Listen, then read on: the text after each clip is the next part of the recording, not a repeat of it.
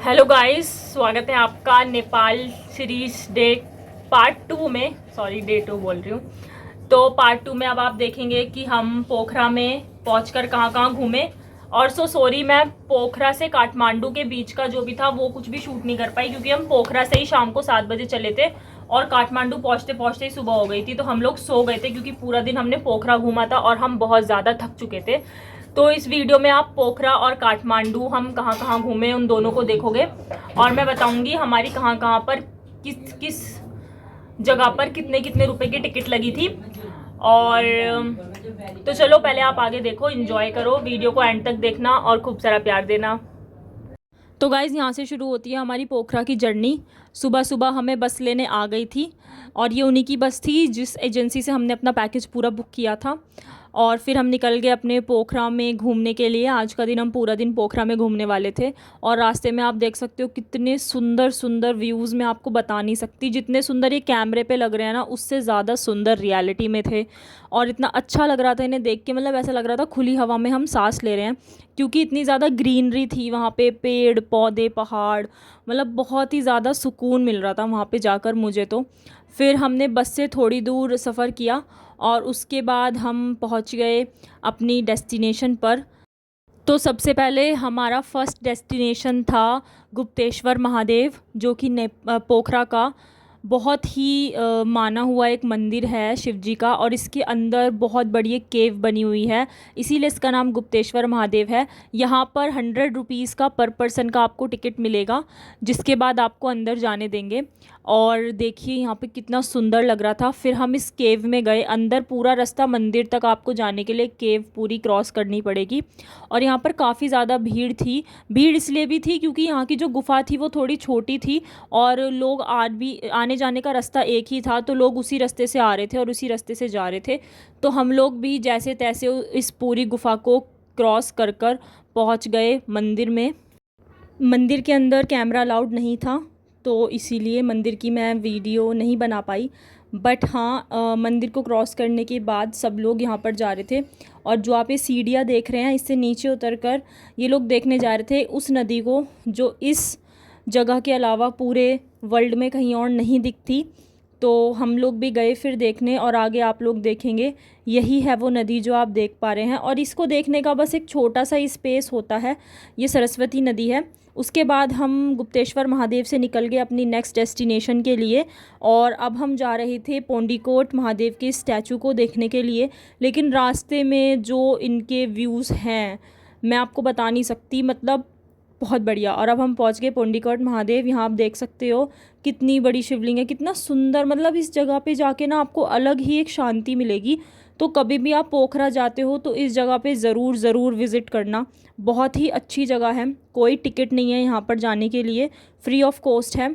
और शिव भगवान की यहाँ पर इतनी बड़ी मूर्ति है, ये आप देखो स्टैचू, ये सिर्फ कैमरे में देखने में ही आपको इतना छोटा लग रहा है, लेकिन जब आप वहाँ पे जाओगे ना तो आपको इसे देखकर लगेगा कि आप कितने छोटे हो उनके सामने। मतलब ये एक रियलिटी दिखा रहा है, शिव भगवान के सामने हम सब बच्चे ही हैं। सेकंड थिंग जो थी यहाँ पर, पूरे शिव स्टैचू को सारी शिवलिंगों ने ढका हुआ था। पूरे राउंड में 108 शिवलिंग इन्होंने लगा रखी थी वहाँ पर। तो यहाँ हम घूमे। उसके बाद हमारी नेक्स्ट डेस्टिनेशन थी स्टैचू ऑफ पीस के लिए, तो हम वहाँ के लिए निकल गए। और जहाँ जहाँ भी मैं जा रही हूँ वो मैं स्क्रीन पर भी नाम दिखा दूँगी। यहाँ के लिए कोई टिकट नहीं था, ये भी फ्री ऑफ कॉस्ट था। तो 400 स्टेयर्स इसके लिए चढ़नी पड़ती हैं, बस यही दुख है। उसके बाद हमें कुछ ऐसा व्यू देखने के लिए मिला जिसे देख के इतनी खुली सांस आ रही थी कि मैं आपको बता नहीं सकती। बहुत ही सुंदर थी ये जगह भी। नेक्स्ट फिर हम गए विंध्यवासिनी टेम्पल, और यहाँ पर भी कोई टिकट नहीं लगता। ये भी पोखरा का एक बहुत सुंदर टेम्पल है, जहाँ पर शिव भगवान का भी टेम्पल है एंड माता रानी का भी टेम्पल है। और यहाँ पर मतलब बहुत सारे टूरिस्ट आए हुए थे घूमने के लिए, लेकिन यहाँ के व्यूज़ भी बहुत बहुत बहुत प्यारे थे, तो यहाँ भी जा सकते हो आप। उसके बाद हम गए फेवा लेक। फेवा लेक अपने आप में ही एक बहुत बड़ा टूरिस्ट प्लेस है पोखरा का, और ये हमारी लास्ट डेस्टिनेशन थी पोखरा में। इसमें हमने जाकर की बोटिंग, और बोटिंग के लिए 250 रुपये पर पर्सन का टिकट था, तो हमने भी बोटिंग की थी। और बोटिंग 1 घंटे की आपको वो करवाते हैं, 250 रुपये में 1 घंटा पूरा आपको फेवा लेक घुमाएंगे। और जो आपको वहाँ पे व्यूज़ मिलेंगे ना, मतलब शुरू शुरू में डर लगता है, बट बहुत ही अच्छा लगता है, बहुत ही साफ़ सुथरी जगह है, बहुत अच्छा वेदर है वहाँ का और बहुत ही बढ़िया एनवायरनमेंट है। वहाँ के लोग भी बहुत अच्छे हैं पोखरा के, तो बहुत मज़ा आया मुझे तो घूम के पोखरा में। और आप देख सकते हो वेदर कितना बढ़िया लग रहा है। तो अब इसके बाद हमें नेक्स्ट डे जाना था काठमांडू, और काठमांडू पहुँचते ही पहुँचते हमें सुबह हो गई थी और रात को हम पोखरा से चले थे। तो काठमांडू की मैं कोई भी रास्ते में जाने की नहीं बना पाई वीडियोस, बट हाँ हमें पोखरा से काठमांडू पहुंचने के लिए लगे थे लगभग 7 से 8 घंटे लगते हैं, जो कि हमारे 10 घंटे हो चुके थे, क्योंकि अगर आप कभी जाओगे तो बाय रोड काठमांडू की जो सड़कें हैं वो काफ़ी ख़राब हो गई हैं अभी, तो इस वजह से हमें जाम भी काफ़ी मिला, तो हम थोड़ा सा एक्स्ट्रा लेट हो गए थे। 10 घंटे हमें लगे थे पहुंचने में काठमांडू। तो अब आप आगे देखेंगे काठमांडू में हमने कहाँ कहाँ घूमा। तो नेक्स्ट डे काठमांडू में सबसे पहले हमारा जो डेस्टिनेशन था वो था पशुपतिनाथ मंदिर, और यहाँ पर आपको हर प्रकार के पशु मिलेंगे जिनसे आपको डरने की तो बिल्कुल भी ज़रूरत नहीं है। कबूतर इतने सारे थे कि मैं आपको बता नहीं सकती। गेट में जैसे ही आप एंट्री करेंगे तो आपको सबसे पहले कबूतर ही कबूतर मिलेंगे, और ये देखने में इतने प्यारे लग रहे थे। उसके बाद क्योंकि कैमरा अलाउड नहीं है मंदिर में, ये तो सभी को पता है, तो अंदर हम कैमरा लेके नहीं जा सकते, बट बाहर हमने कुछ फ़ोटोज़ क्लिक की थी। तो ये आप अब फ़ोटो देख रहे हो, ये मेरी मम्मी है, मैं और मेरी मम्मी ही गए थे घूमने।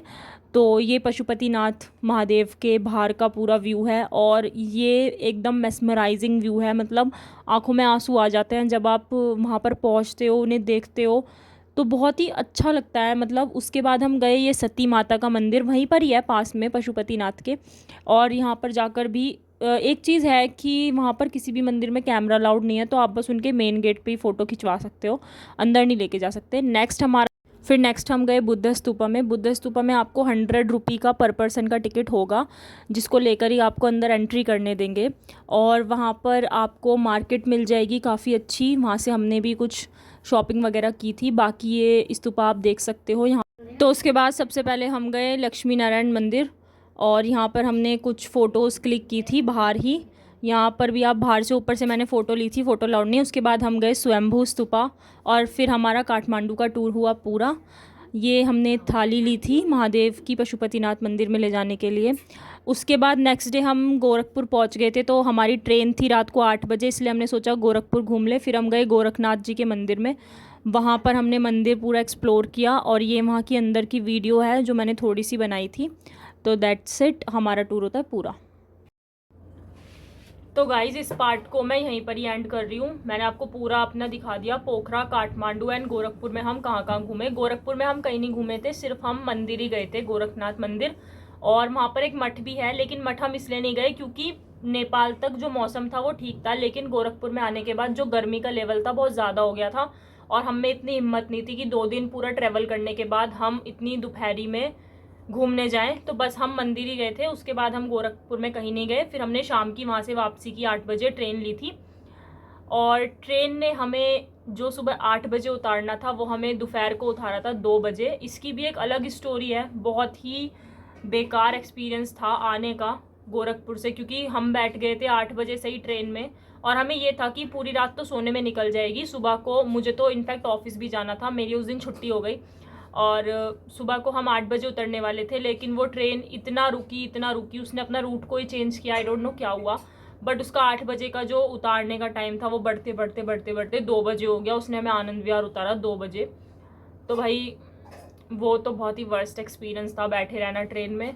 बाकी एज सच और तो कोई हमें इशू हुआ नहीं। बाकी जहाँ जहाँ पे जो भी टिकट्स लगी वो मैंने आपको बताई दी है। स्वयंभू स्तूपा में हमारी 150 की टिकट लगी थी पर पर्सन की, और हमारी बुद्ध स्तूपा में 100 रुपीज़ की टिकट लगी थी पर पर्सन की। बाकी इसके अलावा हम लोग पोखरा में जहाँ पर भी घूमे वहाँ पर बस हमारी गुप्तेश्वर महादेव में लगी थी टिकट आई गेस, एंड हाँ फेवा लेक में भी हमारी बोटिंग की टिकट लगी थी। तो वो सब मैंने आपको बता दिया है वीडियो में। बट ये है कि कहीं पर भी आपकी 50 रुपीज़ या 100 रुपीज़ 150 से ज़्यादा की टिकट नहीं लगेगी। बाकी बोटिंग के 250 रुपीज़ लगे थे बस। तो that's it for this video. I hope आप लोगों की इससे हेल्प हो, और अगर कोई नेपाल जा रहा है तो मैं उसको 2 चीज़ें रिकमेंड करूँगी। पहली चीज़ कि हो सके अगर आपका बजट अच्छा है तो आप फ़्लाइट से जाने की ट्राई करो, और दूसरी चीज़ अगर आप बाय ट्रेन जाना चाहते हो तो आप गोरखपुर की बजाय रक्सौल से जाओ, तो आपको ज़्यादा वो ठीक लगेगा, मतलब उसका जो सफ़र है वो कम हो जाएगा और आप इजीली पहुंच पाओगे। हमें नहीं पता था इतना, तो इसलिए हमें गोरखपुर से जाना पड़ा, पर अगर किसी को जाना है तो वो रक्सौल से जाए तो वो इजी होगा, मतलब वहाँ से आपको बॉर्डर थोड़ा नज़दीक पड़ेगा और आपको इतना डबल ट्रेन में ट्रैवल नहीं करना पड़ेगा। हमें डबल करना पड़ा क्योंकि हम गोरखपुर से पहले नौतनवा गए, फिर नौतनवा से ऑटो लिया, फिर वहाँ से सनौली बॉर्डर गए, फिर सनौली बॉर्डर से थोड़ा चल के हम लोग नेपाल बॉर्डर गए।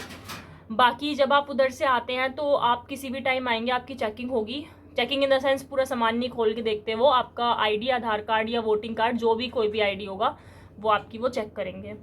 बाकी वहाँ पर आपको ऐसा सच खाने की थोड़ी प्रॉब्लम हो सकती है वहाँ पर, मतलब ऑनेस्टली बताऊँ तो खाने में बस एक ही जगह मेरे को वेज थाली बहुत अच्छी लगी थी, बाकी वहाँ पर चाय को चिया बोलते हैं, मूली को मूला बोलते हैं, एंड उनकी जो वेज थाली होती है उसे थकाली बोलते हैं, जिसमें आपको दाल चावल मिल जाएंगे, हरी सब्जी मिल जाएगी, दाल बिल्कुल पानी होती है, उसमें कुछ नहीं होता, चावल होते हैं, और जो साग बोलते हैं जिस चीज़ को वो सिर्फ पत्ते होते हैं जिन्हें उबाला होता है पानी में और कुछ नहीं होता, बट वो उनका टेस्ट है वहाँ पे खाने का। जो वहाँ के नेपाली लोग थे वो उसे भी बड़े शौक से खा रहे थे और हम लोग उन्हें देख के सोच रहे थे पता नहीं लोग कैसे खा रहे हैं, बट ठीक है, सही था जैसा भी था। बाकी पैकेज जो हमने बुक करा वो थोड़ा रीज़नेबल पड़ गया, अगर किसी को जाना हो और उनका ट्रेवल एजेंसी का नाम चाहिए हो तो मैं बता दूंगी, पर वो आपको सिर्फ तब मिलेगी जब आप सनौली बॉर्डर से जाएंगे। रक्सौल बॉर्डर का मुझे नहीं पता क्योंकि हम वहाँ से गए ही नहीं थे, पर हाँ उन्होंने हमारी काफ़ी हेल्प करी, क्योंकि अगर हम खुद कहीं घूमने जाते तो पहले हम एक जगह घूमते, फिर वहाँ से हमें कुछ दूसरी जगह जाने के लिए देखना पड़ता, और हम बहुत सारे लोग थे तो हमारे पास की था नहीं इतना, तो इसीलिए हमने एक बार में ही बुक कर लिया।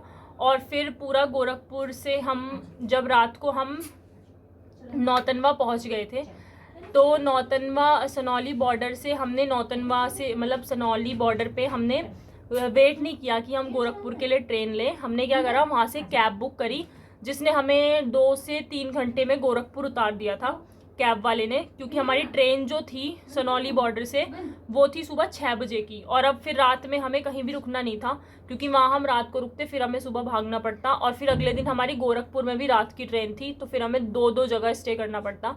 इसलिए हमने सोचा कि सुबह 6 बजे तक ना रुक कर अभी जो भी हमें मिल रहा है उसी से हम जाएँ गोरखपुर।